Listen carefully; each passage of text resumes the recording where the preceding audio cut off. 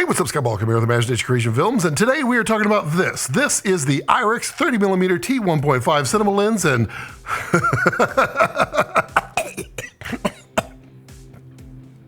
it's good.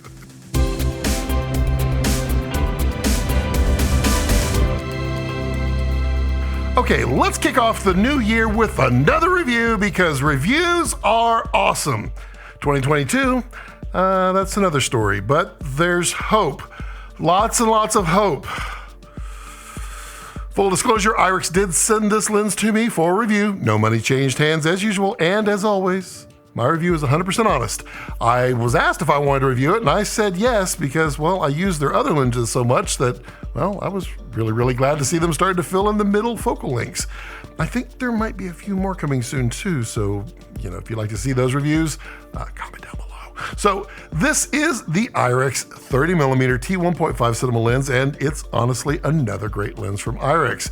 I've been shooting on this lens for a couple months now, and well, I'm actually really happy with it.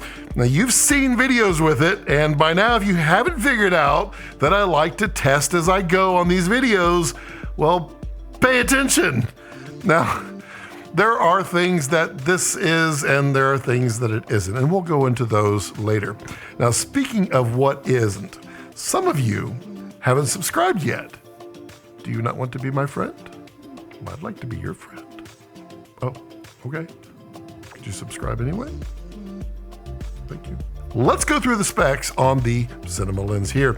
It is a T1.5 to T16 30mm full frame cinema lens. It is a relatively compact design with a 95mm front and an 86mm screw on the filter thread.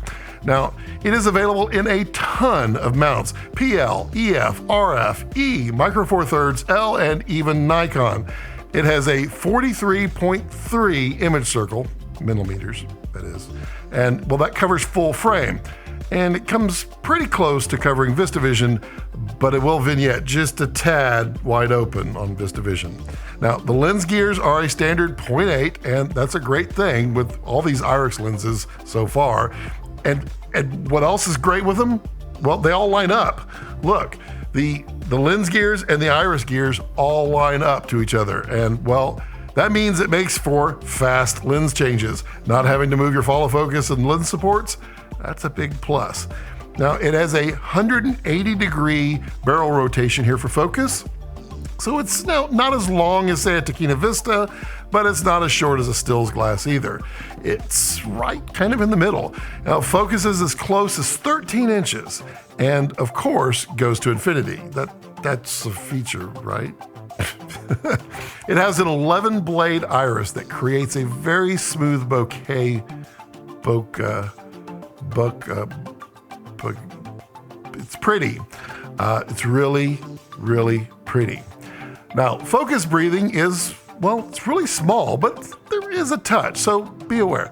IRIX has a 75-degree throw, which is pretty close to normal in the industry. That just varies between like 90 and like 120, depending. It just depends on the manufacturer, but it's right there in the middle. Focal length is 30mm, if you didn't catch that from the beginning, but that's what makes it a little different than, well, everyone else. And different isn't a bad thing. It makes everything look just, well, a little different. I mean, that's what different means, but what we're really talking is that it isn't a standard field of view. So the people that see a lot of movies and short films and documentaries, well, they kind of see pretty standard focal lengths out there. And well, too much of a good thing, well, is not necessarily a good thing. Now, sure, there are times when you really just want to shoot on a 24 or 25 or a 35, but how nice is it to split the difference and gain a little something different? Now, the same exists for the 45. It's slightly wider than a traditional, this is not the 45. That's the 45. I was like, where's my 45? Yeah, it's slightly wider than the traditional 50. So it also makes it a little bit interesting. So a little wider than a 35, a little wider than a 50. Now, I'm not trying to sell you on focal lengths. That's your decision and, well, your style. I personally love off lengths myself, and it's always been something that I strive for. Now, these aren't exactly the lengths that I love, but they are in fact closer than most of the other standards out there. I personally love like a 28, 32, 40, 65, etc. Having these high resolution sensors like Komodo or Raptor or anything that's shooting more than 4K, well, it's really nice to be able to punch in just a little bit more to get you where you want. So I'll shoot in 30mm and then I'll punch it into 32. Gives it a little bit there, but I gain 2mm of safe zone. And sometimes for me, that's really important. And well, that's how I look at it. It gets me a little closer and provides me with a little wiggle room. Now, I'll throw in some B-roll of the B-roll of the lens on the Komodo 6K and the Sony Full Frame as well, so you can kind of see what I'm talking about here. Now, this is a pretty lens. An all-around lens. I wouldn't call it a jack-of-all-trades lens because, well, it's a fixed focal length, so it's not quite a jack-of-all-trades, but it does a great job of combining character with sharpness. Now, is this the sharpest, most spectacular lens ever? No, and honestly, I don't think it was designed to be. It was designed to be a very usable lens. One that you just put on your camera often because, well, it just works so well in so many scenarios. It is quite a sharp lens, but there are sharper lenses out there. But it's by no means a dull lens. It's also not boring, which I think is kind of the same as dull, but you get it. It has character. And well, that's something that you need to consider with lenses. Now, I've spoken about this numerous times. Choose your lenses for the style of your film. And when I say this is an all-around lens, what I mean is, well, it can serve as a very generic character, able to spread itself outward, well, in both directions. Now, flaring is kind of nice. It's not harsh, and it comes on fairly evenly, and then it just goes into this, like, really nice, dreamy-ish, creamy-ish, everything that rhymes with ish feel. Chromatic aberration is there, but it's not horrible at all. It's not non-existent, but it's not overbearing either. Overall, I'm very pleased with this lens and where IRIX is headed with them. They've done a great job so far from the looks of it, and well, they're just getting started. The 30mm is, well, I'd say it's their best so far, with the 150mm macro right behind it, followed by the 45mm and then their ultra wides. Their weakest lens, well, it's not really a weak lens, so it's really saying something when they improve as they go. And well, that's the mark of a good company, learning and evolving as they go.